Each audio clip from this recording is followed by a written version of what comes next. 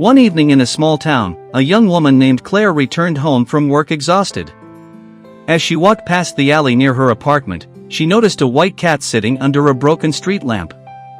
Its fur gleamed unnaturally in the dim light, but what stopped her in her tracks was its face.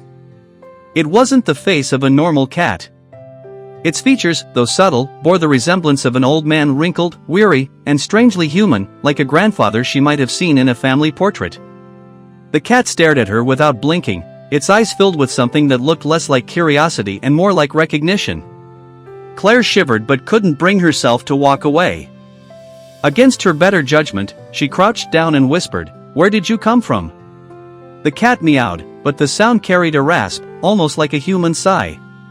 Trembling, she extended her hand, and instead of fleeing, the cat rubbed against her fingers as though it had been waiting for her all along. From that night on, the cat appeared outside her door, never trying to enter but always watching. Neighbors began asking if she knew where it had come from. One older man muttered, "That's no ordinary animal. Keep your distance." Claire dismissed the warnings until strange things started happening. She'd wake at night to faint scratching on her window. A few times she heard whispers in her apartment, though she lived alone. One evening, she noticed the cat's reflection in the glass door of a shop. It wasn't a cat at all in the reflection, but the figure of an elderly man with hollow eyes. Her heart pounded. She couldn't ignore it anymore.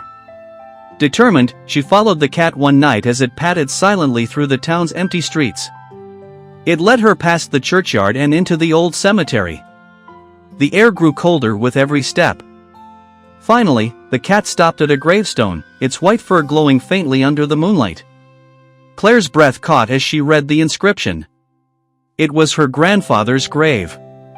He had died before she was born, but her mother had always avoided speaking about him. Shaking, Claire fell to her knees.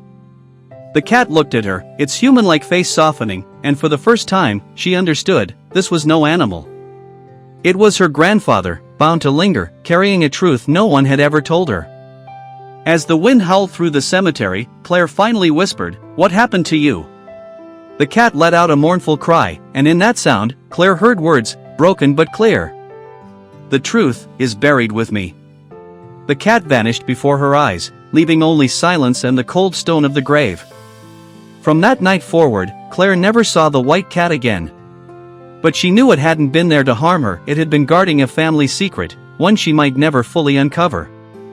And sometimes, when the wind passed through her apartment window at night, she swore she could still hear the sigh of her grandfather, watching, waiting.